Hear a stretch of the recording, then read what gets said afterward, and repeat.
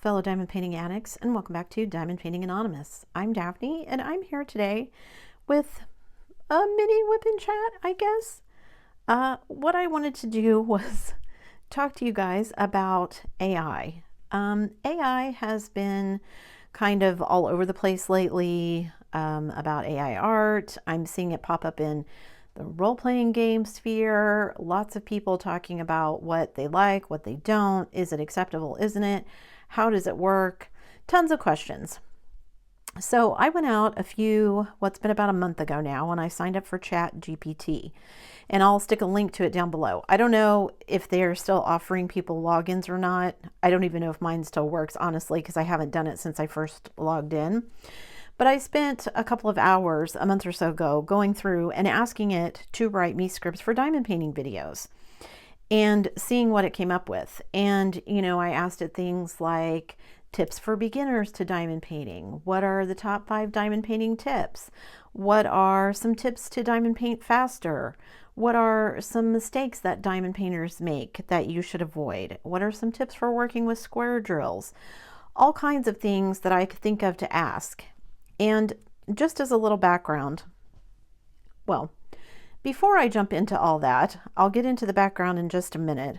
I'm going to be working on this so you guys have something to watch while I chat. Yeah, I'm going to explain what the AI is, kind of how it works a little bit, at least as far as I understand it. I am by no means an expert. And then I'm going to share with you the results that it gave me, and then we'll talk about what I think is good and what I think is bad. I'm going to rearrange some stuff so I can start working, and I will be right back. Okay guys, I'm going to start right here. I have gone back to my roots and I have been using parchment paper for this one. This is what I started with. Parchment paper works just like release papers, and you can do it on either side. Now remember, this is parchment paper, not wax paper. Wax paper will not do this. Parchment paper, because it is made to be non-stick. You just cut it up. It's super simple. You don't have to, spend money on release papers. You can just do these. And because this is a square kit, I'm going to be using We Have a Handle on This tips. I've got my 8-placer loaded up with wax. All right, so while I get started on this, let me start talking about ChatGPT, my understanding of what it is. And again, I am not an expert on any of this. This is just my understanding of it as a layperson and what I've used it for and what I've discovered. I've seen ChatGPT along with all different kinds of art AI that is out there. Oops, let me start my timer. I have seen it in all kinds of all kinds of spheres. There is the mid-journey art. I talked about that once upon a time in one of my whip and chats. And yeah, it's just now popping up everywhere. I actually saw a video the other day from one of the role-playing people that I watch, YouTubers that I watch, and it is just becoming kind of more and more ubiquitous. And there are all kinds of different ones. The one I happen to use was ChatGPT. There are a million of them. There's the Mid-Journey one that I talked about for art. There's lots of different art ones.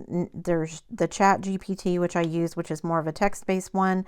They all do art as well, I think. Google's coming out with their own, I've heard. I wouldn't be surprised if Microsoft and or Facebook try to come out with something. Who knows where this is going to end up. But essentially, so what happens is programmers program a computer to go out and learn about something.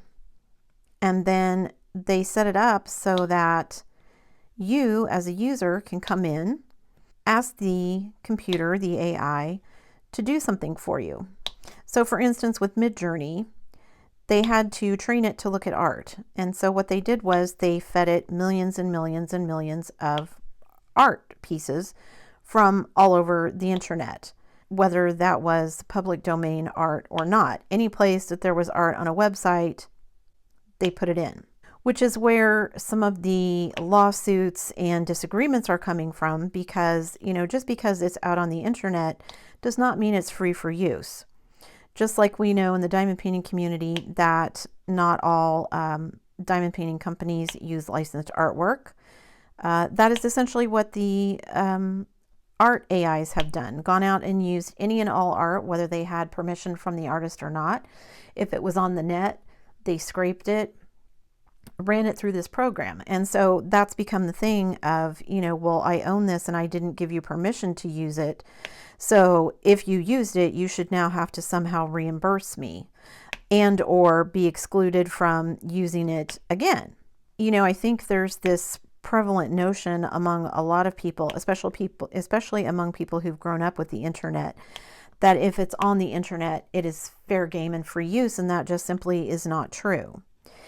And while I could see some courts saying, well, it's on the internet, we're going to say you can't license it or whatever, then they're not going to do that because that's going to hurt big businesses. I mean, if you tell, Joe Schmo artists that if they put something on the internet, they can't license it, then you can't turn around and say somebody like Disney can, right? And those megacorps are not going to, be happy for someone to say, well, you put out pictures of, whatever princess on the internet and now it's free use for everyone. So yeah, lots of lawsuits and things going on in the background at the moment, but I can see how it's a useful tool. So what I did was I thought, okay, let's see how well it's going to do for me. Let's ask it to write me. So I went to ChatGPT and signed up. Let's ask it to write me a bunch of diamond painting video scripts, right? And I thought, okay, well, I'll just start simple. What are some simple things? Okay, lists are always simple things. So, I would ask it, write me a script for the top 5 diamond painting tips. And it would generate it. And then I would ask it, well, give me, the top diamond painting tips for beginners. What are the top diamond painting mistakes to avoid? And for everything that I asked, it would generate a script with an intro and then all the steps and a conclusion. After asking it about 20 questions, I realized, gosh, it seems very repetitive. It's putting everything in the same format. Not that there's anything wrong with that, but, just not typically how I would do it for my personal channel. And that's the other thing, diamond painting is such a niche thing that how much is there out there for it to scrape? Because essentially this AI is having to go out and scrape YouTube and the internet at large to see, well, what diamond painting videos have people made? What have they said? Where it was, tips for whether it was for beginners or how to diamond paint faster or whatever it was. And then, in a matter of seconds, it can come back to me and kind of give me a conglomeration of this is what all the internet has had to say at large about this. Now, that for me is one of the other caveats, because the AI, at least as far as I understand it, doesn't discriminate between good and bad, right? It just knows what's out there. So it's not just pulling information for me from, big diamond painting people, people who are very popular in the community. It could also be pulling information from people who have diamond painted once or twice, but are maybe more in the crafting sphere, not spear. Or maybe it's pulling from people who are, really art oriented, but for whatever reason, have tried out diamond painting. And so it's also pulling from their videos as well. And so I thought, okay, well, again, just let me try it. So, like I said, I asked it all of those questions and it generated all of these scripts for me. And as I was doing this, sitting there for a couple of hours, kind of going over all this stuff, and every time I would ask it a question, it would come back, and I thought, this is crazy. It didn't seem to matter what kind of question I asked. I got kind of the same answer every single time. Now, in a way, that makes sense because, it's going through the same information every time. But I'm asking it a different question, so I would think I would get a different answer. And I mean, it was a slightly different answer, but you know, that slight difference may have been, oh, it gave me the answers, the things that I was asking for in a different order than my previous question or whatever. And I didn't realize how repetitive it was until I sat down to kind of go through for this video to kind of show you guys, you know, what it does and how it works and how it doesn't work. So how it works, I went in, I asked my questions, you know, after I signed up for my account, it generated what I asked for. I, you know, would ask for, write me a script for tips to diamond paint faster. And it would give me those. And it would line it all out, and it would, you know, give me some things to say about each point. It would write me an introduction and a conclusion for the video and all of that stuff. So it works. I don't want to say it doesn't work, but that's the downfall of all computers, right? The output is only as good as the input. You know, same thing with cars. You know, if you put in lower quality gasoline, it's not going to be as efficient and run as well as if you put in higher quality gasoline, right? So computers can only do what you tell them. It can only draw on the information that it has. It can't make inferences. It can't come up with its own ideas. It is not sentient, right? And so while it can do some basic things very well, which is why we have things like calculators, because, you know, our brains can add, but computers are much faster at it. And because it is a repetitive thing, it's very easy to program them. They do it, and it's a tool we can now use. I'm not so sure how well that works with ChatGPT. And I mean, I've seen other people be very successful with it. So again, I don't want to say it doesn't work at all. Obviously it does.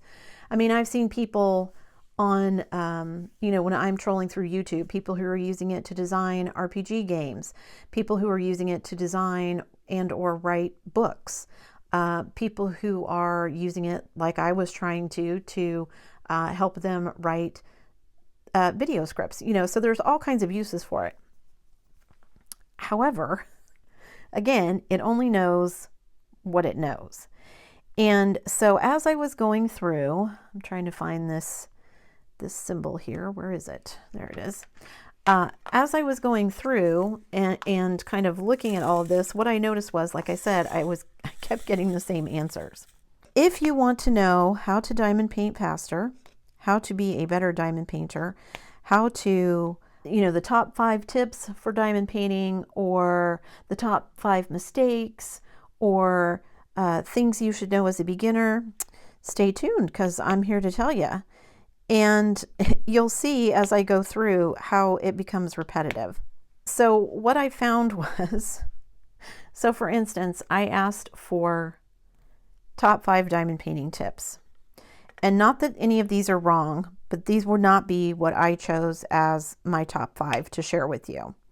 So the very first tip it gave was to sort your diamonds. Well, duh, right? I mean, who thinks that they don't have to sort their diamonds? But also, do you? I mean, I don't really have to sort my diamonds.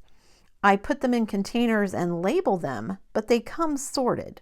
So I don't really think that's a true tip, right?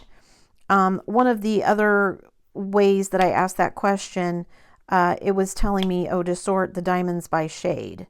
Well, they come that way already. It's not like I just get a giant bag with, you know, all of the diamonds for a kit in one giant bag, and then I have to try and sort them out. That's not how it works. So that seemed a little weird. Then the second tip that it gave me was to use a multiplacer, which I'm not against that as a tip. I think that's very helpful, you know, especially when you're working on large kits, to use a multiplacer. Again, is that for everyone? No. I know plenty of people who don't like multiplacing at all. And like right here, though I like multiplacing, usually when I'm starting a canvas, I will single place until I've kind of got my rows where I want them, and then I will worry about multiplacing. So again, you know, a nice tip, but probably, I don't know if that was something I would have put in. Well, it probably was something I would have put in my top 5. So again, not wrong, but all right. And then the tip number 3 was to use a light pad. Again, not a bad tip, But like for me personally, I don't like using a light pad. It actually fatigues my eyes more to use a light pad than if I just make sure I'm someplace where I have good lighting. So again, not wrong, and I'm sure that's probably a top tip from a lot of other people, but would not have been one of my top tips. And you know, granted, my diamond painting channel on YouTube is so small. Was that even a blip on the AI's radar in trying to come up with these top 5 tips? Probably not. Tip number 4. So, you know, you guys also, as I'm reading through these, if you're already doing all of these, then congratulate yourself because you're diamond painting right, according to the robot. So if you have sorted your diamonds, which we all have because that's how they come, if you have used a multi-placer, if you have used a light pad, so far you're 3 for 3. So what was tip number 4? Tip number 4 was to take breaks. That diamond painting can be hard on your hands, on your eyes, on your back.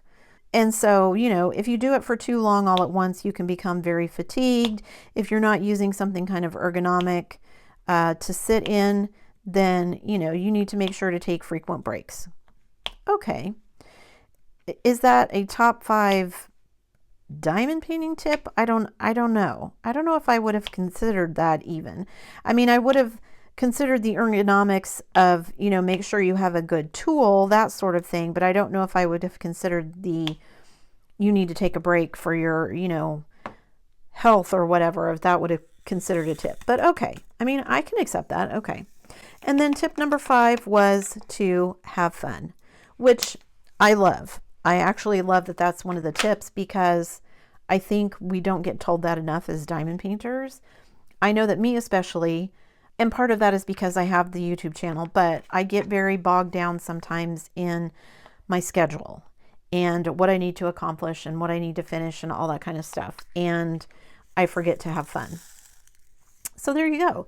There's the top 5 according to the robot. Sort your diamonds, use a multi-placer, use a light pad, take breaks, and have fun. If you're doing all of those things, you are doing all of the best things for diamond painting according to the robot.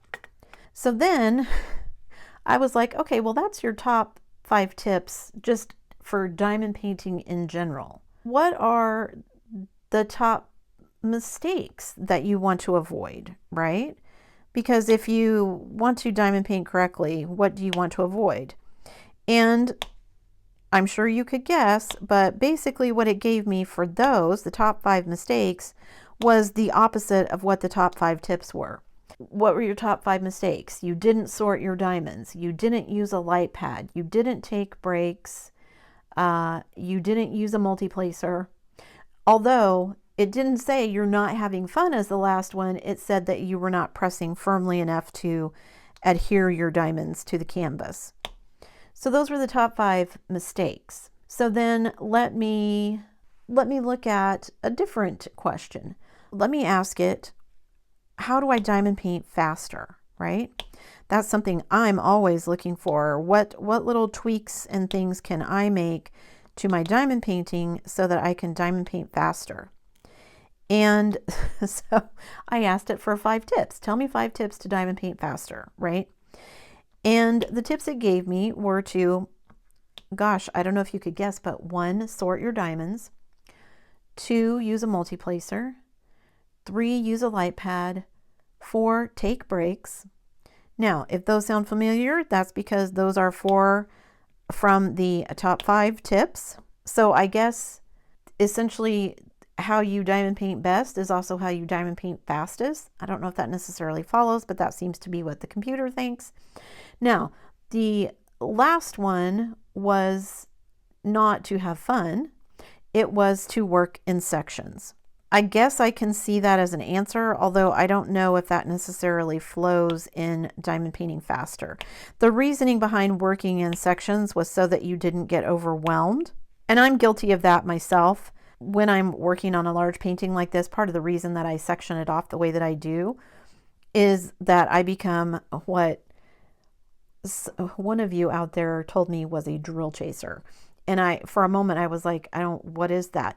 And then I realized, oh, you know, it's where you're diamond painting and you have the whole diamond painting And so, if I had this section undone, then, oh, wait, I'm going to go down here, and then I'm going to move over there, and then wait, that symbol is over here. And pretty soon, you're just all over the place. Whereas if you work in sections, it's a little more contained, at least for me.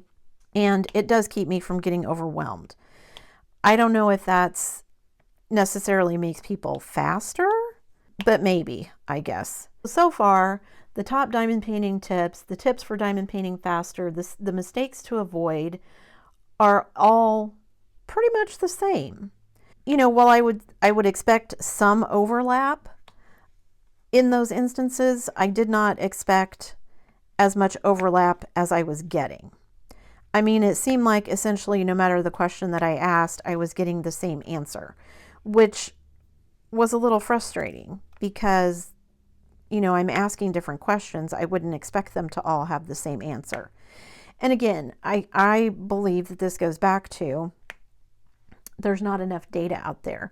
Diamond painting is such a niche kind of thing, even in crafting, that there just isn't as much data for it to draw from and then to make extrapolations as there are in other, spheres, like in art.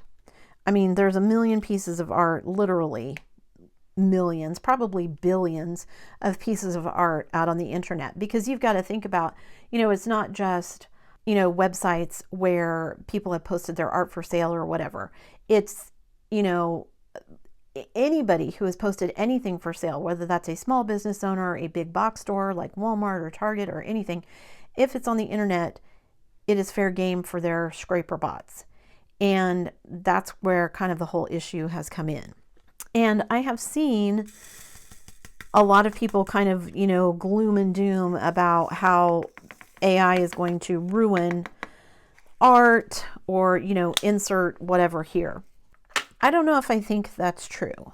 I certainly understand everyone's point about, people were very upset because they didn't give their permission for their work to be used in this way.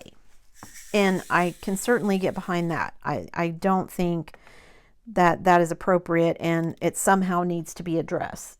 Do I think it's going to be? I don't know. I mean, it may be addressed, but in a way that makes sense. Yeah, I don't know if that's going to happen either. And I mean, this is a worldwide thing. This is not just a United States thing, because of course the internet is global. And so this issue is coming up in all kinds of places. And so it'll be interesting to see what all, how different countries have different takes on it. But I thought it was really interesting because, here I am, I'm trying to use it as a tool to improve my, YouTube channel. And again, I think for me personally, it's just such a niche thing that there isn't enough data for it to pull from. It'll be really interesting to see, kind of what happens. I think it's very comfortable, the thought of using a robot, an AI or whatever to do things for you. I think for people my kids' age especially, who have kind of grown up with computers and the internet and all of that, it doesn't bother them.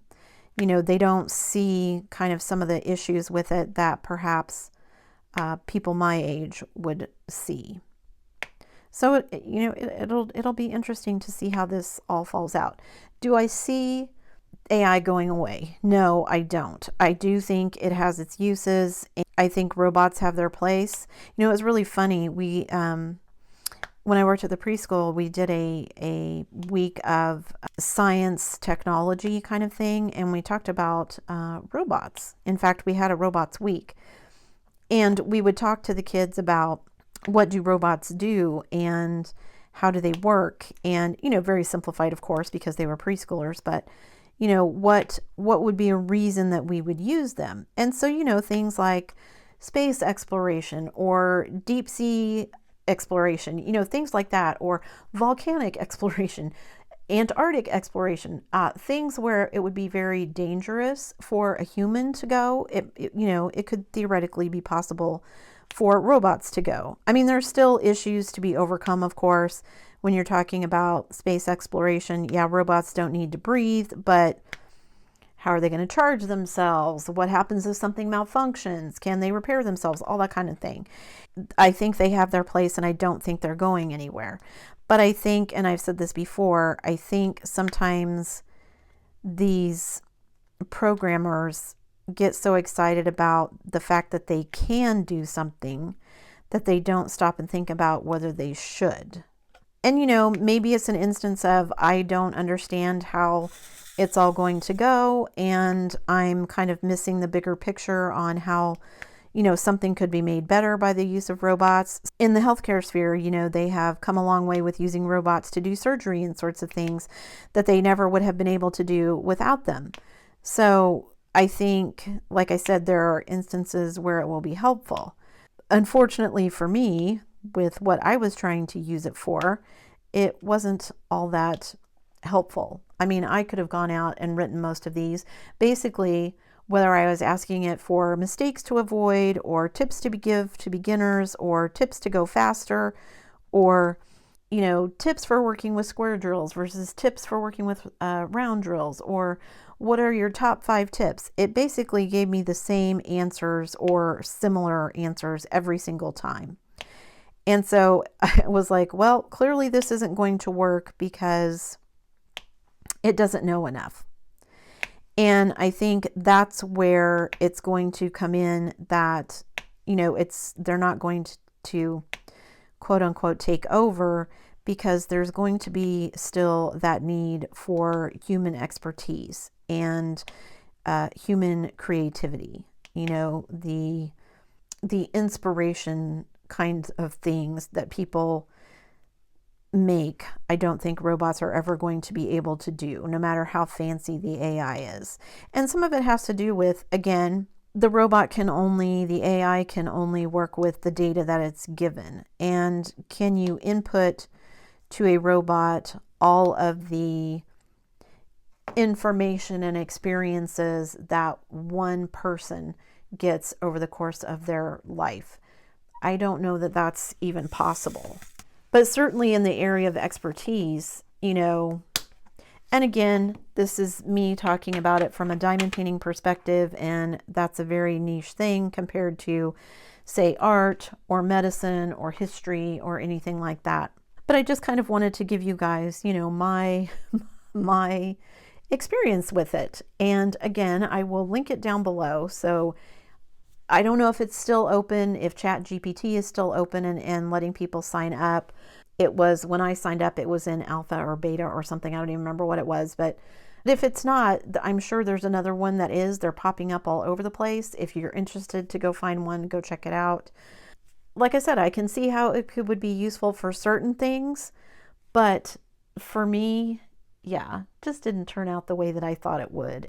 I don't think it's going to be something that I will be using in the future. At least not until they make some pretty significant changes and upgrades to it. And who knows how that will go, given all of the lawsuits that are already being in process. So, all right, you guys, I'm going to zoom out a little bit so you can see how much I got done, which admittedly was not much. Just this little teeny bit here. And I need to go back and use my straightener on it. I've got some gapping here, but I'm anxious to see how this one turns out. This is my Patience from Dreamer Designs. This is my mermaid kit from Reagan Kubicek. And so I am excited to get started on this one. I'm doing it for Mermaids and Magic. I'm in no way going to get close to it because I'm starting it so late in the month, but I already had it out and unboxed, and I really want to get it done before I move on to another project. So this is what I'm going to be working on. All right, so there you go, guys. The top 5 diamond painting tips according to ChatGPT. And I guess, if nothing else, what I'm taking away with this from this is that one of the things that it consistently said was have fun. And that's what I want you guys to do. No matter how stressed you are, let's not forget the reason we were all drawn to this hobby in the first place was because it lets you find that creative, happy space, and kind of, at least for me, recharges my batteries and lets me face, you know, the day or the next, whatever the case may be, with that clear mind and, you know, healthy outlook. That's it for me today, guys. Thanks very much for sticking around till the end of the video. Before you leave, don't forget to do all the things. If you like this video, give it a thumbs up. Hit that subscribe button if you haven't already, and hit that bell notification icon so that you can be informed of future uploads. And as always, guys, thanks so much for watching.